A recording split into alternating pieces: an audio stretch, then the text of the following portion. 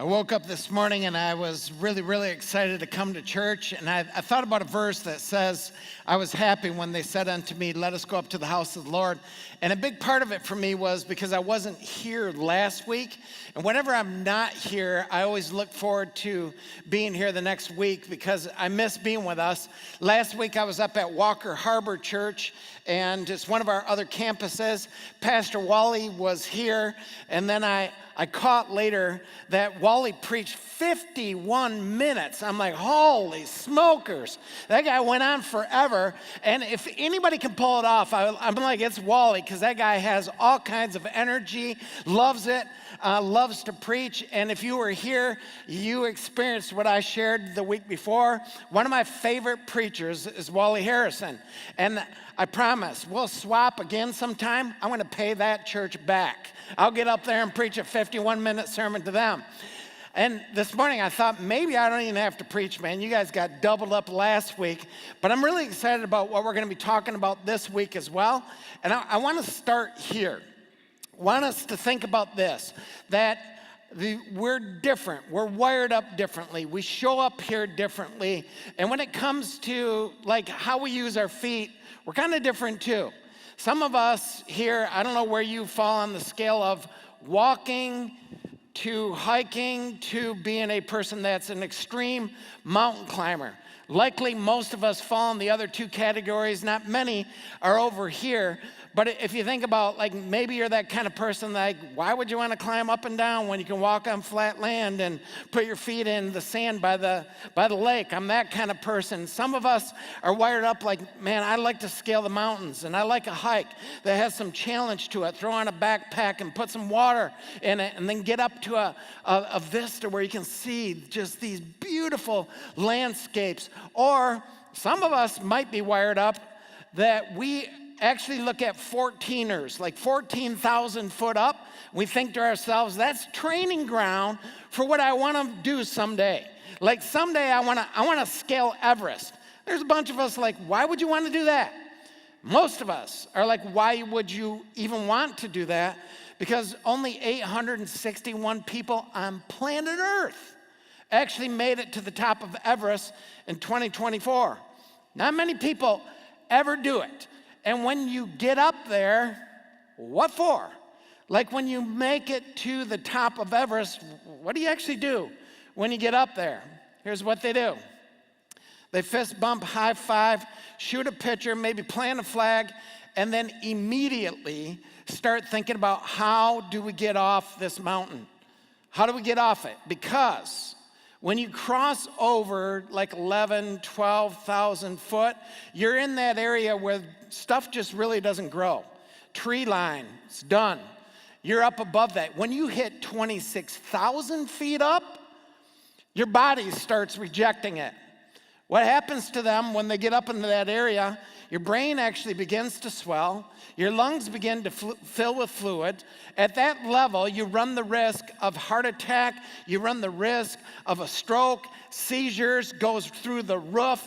And you have all kinds of oxygen deprivation that's happening. You're not thinking right. And we're like, especially you flatlanders, like, why would you want to even leave the lakeside? Like, why would you do that? Why? Exactly, like why? But what if not mountain climbing here, but what if God were to invite just today? Like for us, if he were to invite every single one of us here up, just invite us up, maybe just a little bit, one more step up, one more move toward a more authentic relationship with him. One more step up into something fresh, into something new, into a place that we've been avoiding that could be really hard and really painful, but he wants to heal us in that space. One more step up into a relationship with him that becomes even more raw and real and beautiful. What about that? Last weekend, not just a couple days ago, but a week ago, I was with my roommates from college, and man, what a blast. I haven't seen all of them in one spot together because we haven't all been together in one place for over 30 years, like 3 decades, since we've all been in one place together. And you know what happened if you've ever done that we had a group of 10 of us on the lake shore for a couple days together. You know what happens? We got stuck in the 80s. And we're telling all these stories from the 80s about how stupid we were, and we were, like we did stupid at a really high level, telling all the stories. And then there was some of this, something happened to us. And I've seen some of them, but the story is sitting with Jill on the lake and just sitting there and having a conversation. He began to unpack some of the stuff in his life that he had to deal with and how God met him in those places and transformed his life. Like, I'm a new guy. I knew about Jesus, but now I know him. I'm talking to Pete, and as Pete was sharing a little bit of his journey, and he says, you know, I listened to you online. I'm like, oh, I knew there were like 3 people that listened to me. And so like, wow, you're one of the 3. And like, he's listening online, and I'm like, really? And he said, you remind me of my pastor. And the way he speaks, like just down to earth and connecting to us and making us understand that this is a relationship with God and a journey with him. And I'm like, that is so amazing to hear some of these stories and then to think about my own journey and this invitation that God gives to us to just come closer, step up, next move in your relationship with me. And today, what I want to do with us is I want to climb 2 mountains. And they're hundreds of years apart, the stories. We're going to take one out of the old and one out of the new. We're going to travel a distance of hundreds of miles apart in the ancient world and find some incredible similarities in these 2 stories. And as we take this, my hope is this, that actually each one of us will find a place in us. This isn't about just showing up to church. It's not what we want to just do, is to show up to church. It's not about hearing another sermon. It's about entering more deeply into that which God calls us into. And so we're going to start in Exodus chapter 24, and we're going to read the first verse, and then the 12th verse, and then the 15th verse and following. But I want us to catch, we are in Mount Sinai in this story, hundreds of miles from where we're going to end up in another story. But let's begin with verse 1 of chapter 24. Then the Lord said to Moses, come up. Listen to that language. Come up to the Lord. You, 3 guys, Aaron, Nadab, and Abihu, and 70 of the elders of Israel. The Lord said to Moses, come up to me on the mountain and stay here. And I will give you the tablets of stone with the law and commandments I have written for their instruction. When Moses went up on the mountain, the cloud covered it, and the glory of the Lord settled on Mount Sinai. For 6 days, the cloud covered the mountain. On the 7th day, the Lord called to Moses from within the cloud. To the Israelites, the glory of the Lord looked like a consuming fire on top of the mountain. Then Moses entered the cloud as he went up on the mountain, and he stayed on the mountain 40 days and 40 nights. Now, what I want to pull out of it with you is what we're going to see is very similar in this story to the next story that we're going to jump into in the Gospel of Matthew. But let's pull some detail out of the story. And first, we have a mountain. And the mountain is called Mount Sinai. It's where Moses went up. We have 3 people that are named in the story that went up with Moses. There are 70 others, but the 3 that are named are Aaron, Nadab, and Abihu. And then what we have on the mountain is God's presence. The cloud came down. We have a theophany, a manifestation of God. His presence came down on the mountain in a cloud. Then we have God's glory, this consuming fire, the Israelites at a distance. And actually, at a distance are also the 70, and also Aaron and Nadab and Abihu, they're at a distance as well. And what they're viewing looks like a consuming fire. It's God's glory lighting up the side of the mountain. And then God's voice thunders, and God speaks from the cloud. And what God speaks to Moses is the 10 Commandments. He gives them the law. He gives them the instructions for the people of Israel. All right, so we have a mountain, we have three that are named, we have God's presence, God's glory, God's voice, and God's instruction to the gospel. Matthew chapter 17. We're going to the second mountain, and the mountain that we're moving to now, again, hundreds of years apart, hundreds of miles in distance in the ancient East. We're moving to a mountain. It's called the Mount of Transfiguration. And this mountain, we actually don't know what mountain it is. Our best guess is probably Mount Tabor. It may be another mountain. Some say it might be another. We don't know exactly. What we do know is it's a really high mountain. Jesus went up this mountain. Matthew chapter 17, let's read the story. After 6 days, Jesus took with him Peter, James, and John, three, the brother of James, and led them up a high mountain by themselves. There he was transfigured before them. His face shone like the sun, and his clothes became as white as the light.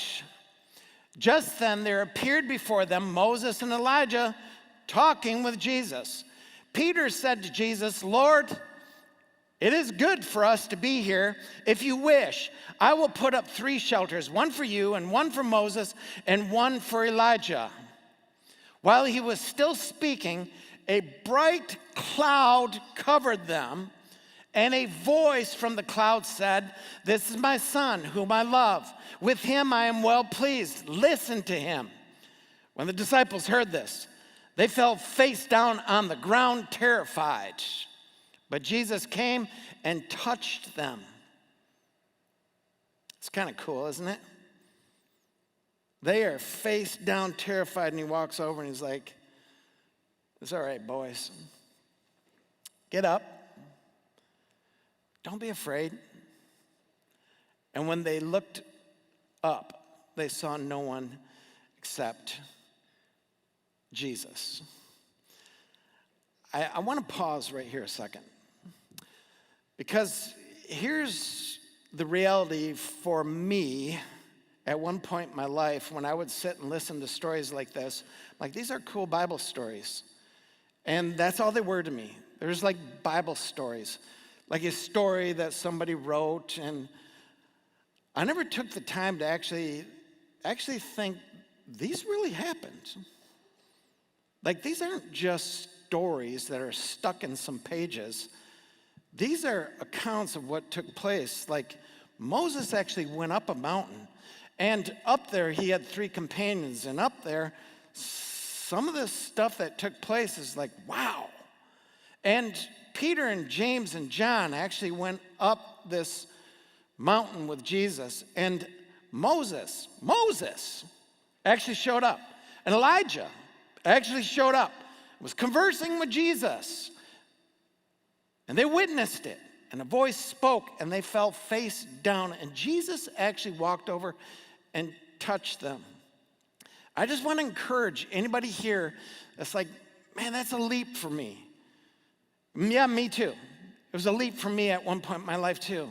I want to encourage you to keep reading these stories again and again, and showing up for these stories again and again, and inviting God to do what God longs to do, to take these stories and move them from the pages of the book and to the recesses of your heart, to where you, like me too, can believe this really happened. This really took place. And to pull out of this story right here, out of the Gospel of Matthew, chapter 17, the detail of it, it looks like this, because there's a mountain. It's Mount Tabor. Remember the mountain? Exodus 24, Mount Sinai. 3 people are named: Peter, James, and John. 3 people were named in that story. We have Aaron and Nadab and Abihu. God's presence came down in a cloud that overshadowed. God's presence came down in a cloud that overshadowed. God's glory. Jesus shone. He lit up. And over here we have all of Israel. We have the 70 and the 3 standing back, looking from a distance as the manifestation of God took place, his glory, and it all looked like a consuming fire. We have God's voice that says, this is my son. We have God's voice that is declaring the law, the 10 Commandments. We have God's instruction, listen to Jesus, and we have God's instruction over here, obey my commands. Like, wow. All of this taking place on that mountain. And to really make the leap between these two stories is not very hard, is it? Like, it would have been super easy for the audience that Matthew was writing to, and it's because of what I said 2 weeks ago. It's because of what Wally picked up on last week and spoke into as well, because when you start thinking about who's the original audience of this, who's listening to this story, this one, the Matthew 17 story, Matthew was writing to the Jewish believers. He was writing to those who understood Jesus really is the Messiah. He really did come, and he really did die, and he really did rise again from the dead. They believed this, and they would have been steeped in understanding all of the Old Testament. It's what we long for us. Right here in this church, that we would get the Old Testament. When we read it, we would grab a thread and pull it through to the New and be able to look at all the detail here and say, not a single chance that this is accidental. This is so on purpose. You can't miss the story and what's taking place and what God is unfolding, what Matthew takes the details so that they would say, what happened way back then, hundreds of years ago, hundreds of miles away on Mount Sinai was taking place on Mount Tabor right there in our region. And what was God trying to say? Like, what's the story here? Pretty clear. Wally briefly touched on it last week. It's what Jesus said. And he said these words, I didn't come to abolish the law or the prophets, but to fulfill them. How's it saying that? Well, we have 3 booths. Moses, and we have Elijah, and we have Jesus. And Peter's saying, should I set up 3 booths for the 3 of you? And there's a lot behind that I'm not going to dive into today, so I do want to say this, that what does Moses represent? He represents the law. What does Elijah represent? The prophet. What is the Old Testament? The law and the prophets. And then what do we have Jesus representing? A brand new covenant. I didn't come to undo Moses. I didn't come to undo Elijah, the prophets. I actually came as a fulfillment of them. This is an invitation up. And here's where the story takes a beautiful turn. Like if I were to narrow down this whole teaching to a minute or 2 and just point out the detail on it, but not any story behind it, it would be this, that on Sinai, here's the law, obey it. And on Tabor, here's my son. Turn your ear toward him. Pay attention to him. Look at him. I'm so well pleased in him. And be with him. The story's different at this point because what we have, we didn't read all of chapter 24, but if we did, what we have is there's a moment when Moses actually leaves the 3 behind. Aaron, Nadab, Abihu, and the rest of you 70, stay back. And I'm going to walk forward. I'm going to go up there and be with God for a while. And Jesus said to Peter, James, and John, come on up with me. Journey up this mountain with me. And there with them, he stays. And at one moment, it is so overwhelming for them in the presence of God that they fall flat on their faces.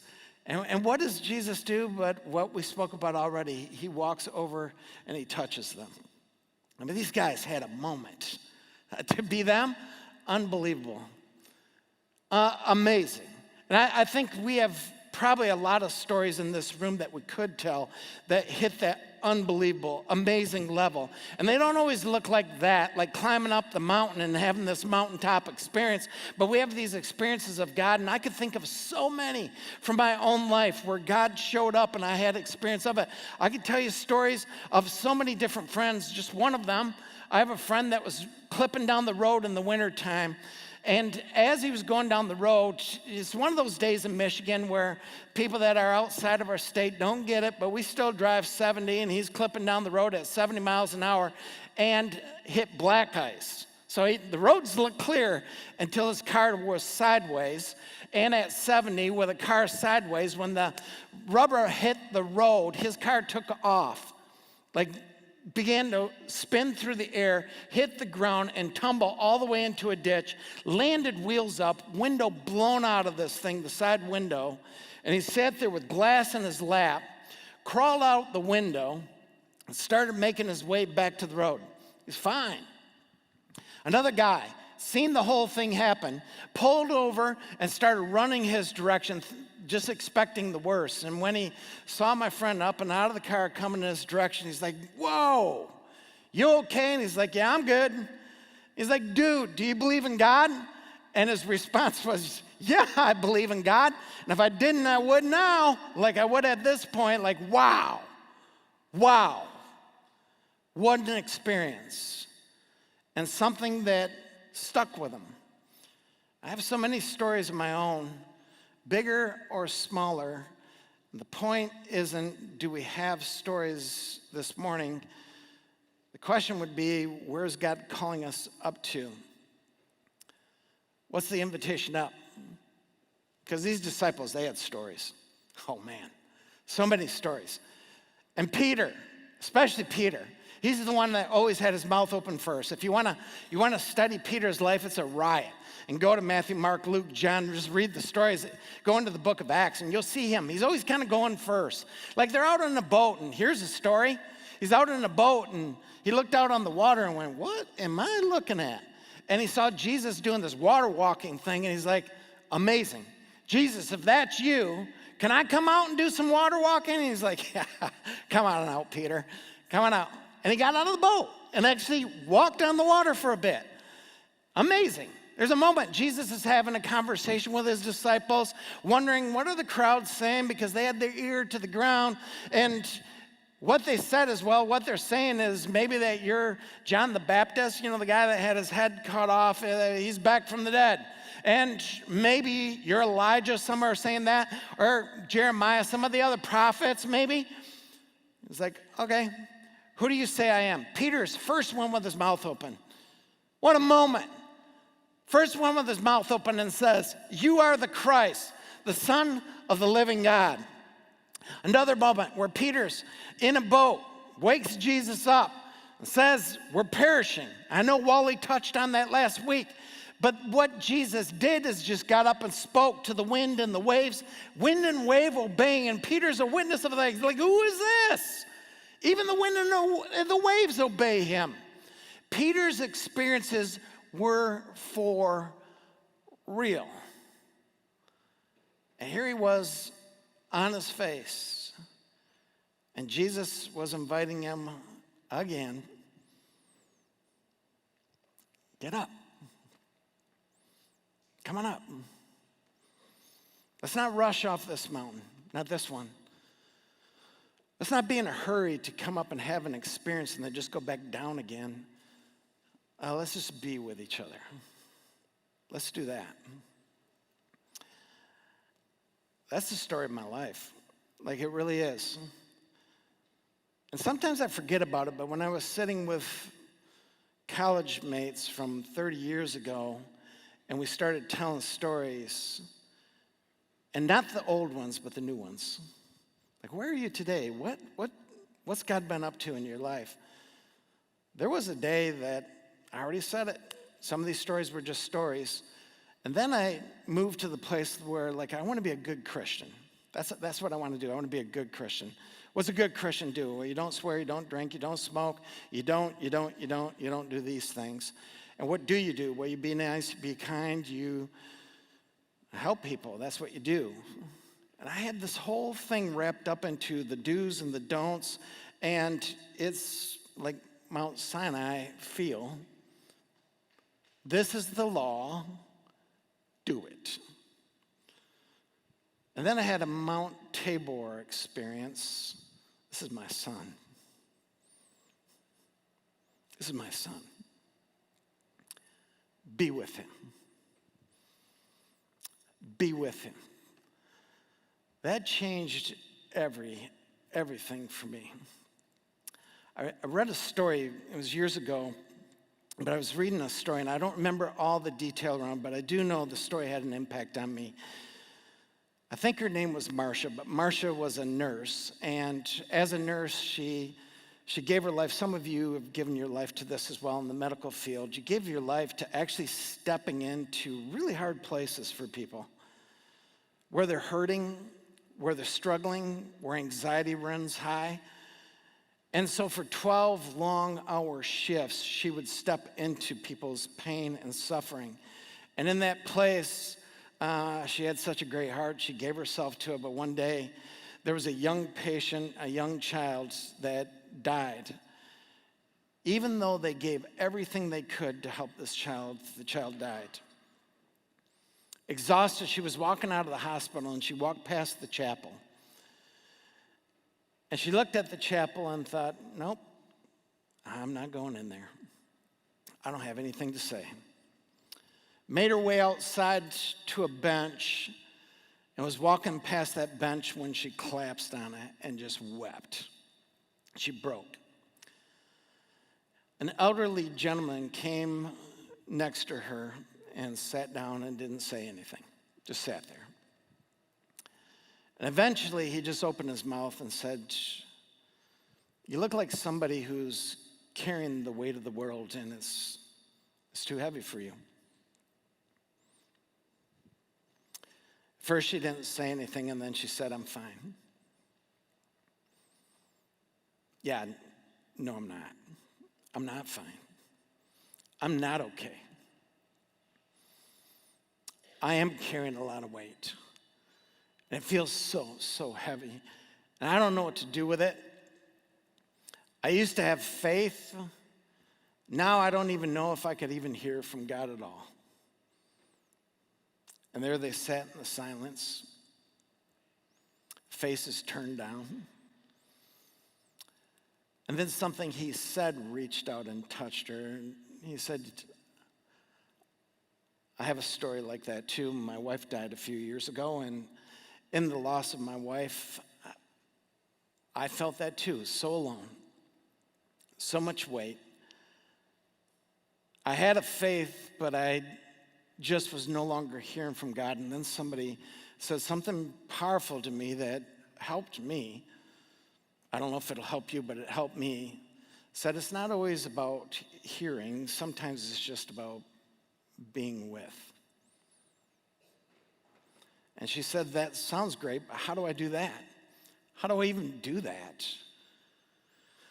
He said, well, again, I can only describe what I did, but I just started being real with God and just shared my hurt and shared my loneliness and then just sat there. And in that space, eventually, I began to experience him again. It took time, but I began to experience him again. For that young nurse, that bench ended up becoming her chapel. She would walk into work and sit on that bench prior to going in. She would leave and just sit there for a minute, just to be real. I wonder if that is the invitation that was there for Peter and John. Hey guys, get up. This is a pretty amazing mountaintop experience. You three caught nobody else on the planet. But now let's do what everybody I long for. Let's be with each other. And what'd they do? Spent time with Jesus. What'd they do? Processed with him. What'd they do? They just kind of walked with him. Just that. So I wonder today, like for us here, nothing absolutely mind-blowing, profound, just the best of the best of the best.